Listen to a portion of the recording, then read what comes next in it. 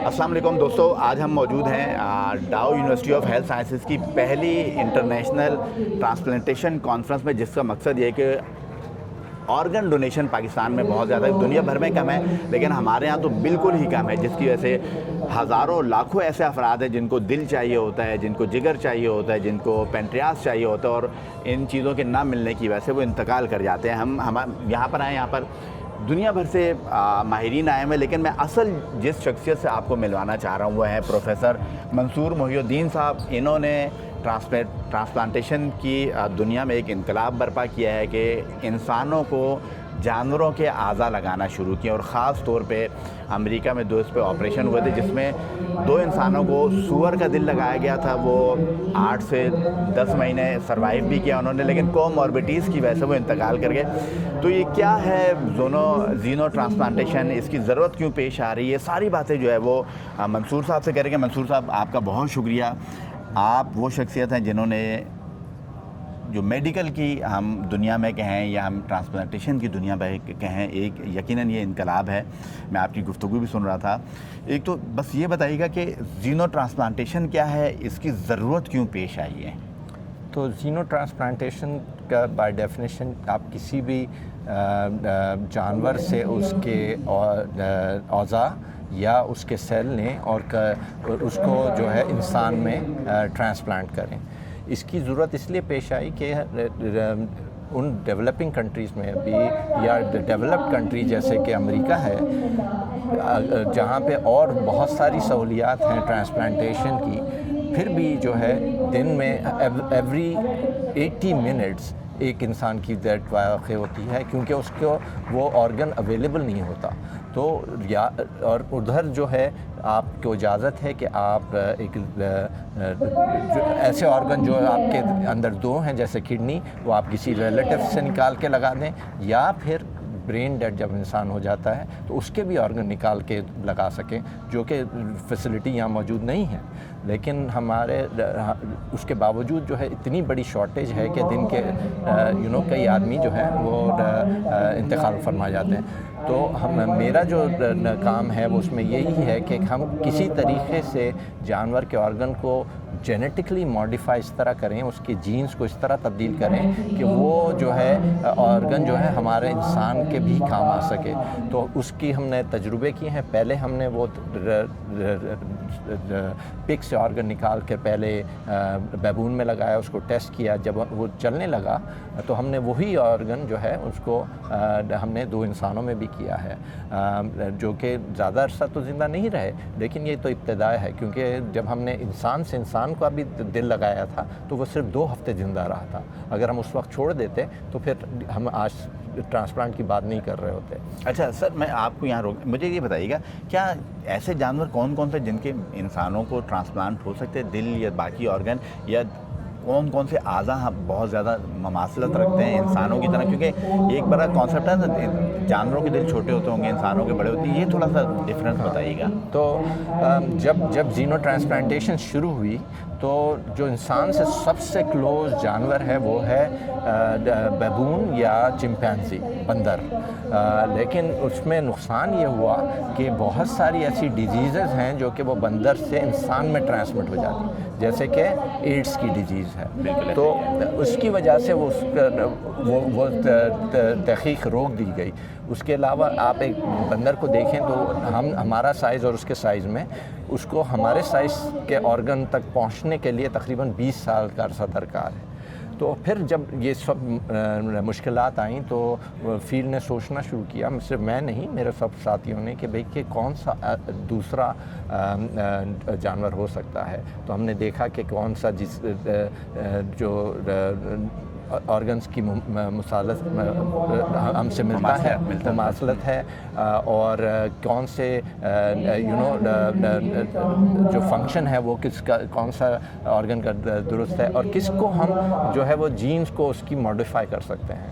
तो ये सब चीज़ों को मद्देनज़र रखते हुए हमने जो है वो पिग का इंतखाब। अगला सवाल ये था कि पिग ही क्यों ज़रूरत पड़ी? तो पिग के कई वजूहत हैं। एक तो देखें, पिग जो है आपको कोई ख़ास उसको کو گرو کرنے کے لیے ضرورت نہیں پڑتی، وہ کسی بھی کھیت میں گرو کرتا ہے. اور سب سے بڑی بات یہ کہ بسائڈس کہ ہم اس کا جین ماڈیفائی کر سکتے ہیں، وہ 1 سال کے اندر وہ اتنا بڑا ہو جاتا ہے کہ اس کا کوئی بھی آرگن آپ لے کے انسان میں لگا سکتے ہیں.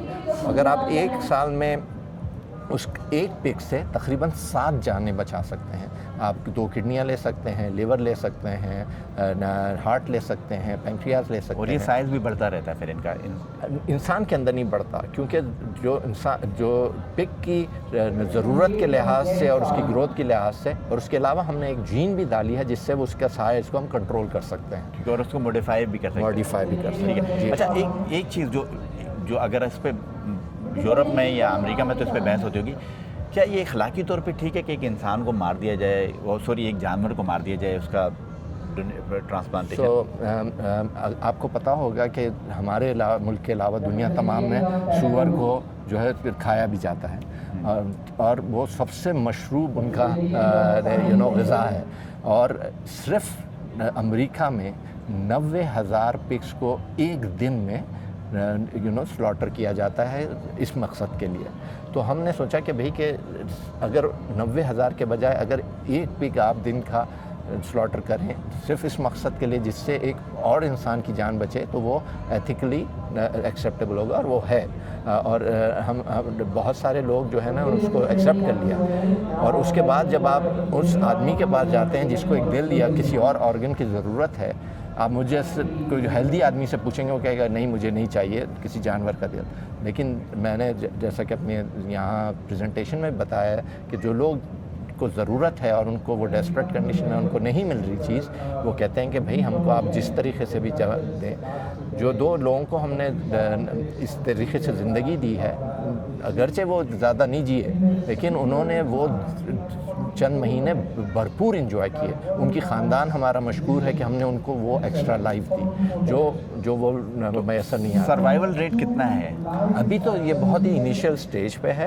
ابھی جو ایک کڈنی چل رہی ہے وہ تقریباً 4 مہینے تک چل رہی ہے، لیکن یہ آہستہ آہستہ بڑھے گا. یہ کیونکہ جب اس سے پہلے ہم ایکسپیریمنٹس کرتے تھے جانور کا دل جانور میں ہی لگانے کے لیے، اب جب انسان میں جا رہے ہیں تو ہم کو نئی چیزیں پتہ چل رہی ہیں جو جانور یا تو اچھا ان کے مرنے کی وجہ کیا تھی؟ کوموربیڈیٹیز تھی یا نہیں ریجیکشن بھی ہوتی ہے؟ ہاں کوموربیڈیٹیز ہوتی ہیں، کیونکہ ہم کو اسی جانور کی اجازت ملی جو کہ بہت ہی اس انسان کے اندر کرنے کی اجازت ملی جو کہ بہت زیادہ وہ تھا اپنے بیمار تھا. اچھا سر ایک چیز اور بتائیے کہ بس مختصر اس کو کرتے ہیں. ہمارے یہاں اعضا عطیہ کا رجحان بہت، آرگن ڈونیشن کا رجحان بہت دنیا بھر میں ہی کم ہے لیکن پاکستان میں تو بہت ہی کم ہے. اس کو کیسے بڑھا سکتے ہیں؟ تو اس کو سب سے بڑا ہمارا ریسٹرکشن جو ہے وہ ریلیجیس ریسٹرکشن ہے، جس کے لیے میں نے آپ سے کہا کہ ہم نے ایک کانفرنس کی کچھ دن پہلے، اور میں اس سے بڑا ہی متاثر ہوا کیونکہ ہمارے مختلف علماء نے یہ کہا کہ بھئی کہ اگر جان بچانا ہے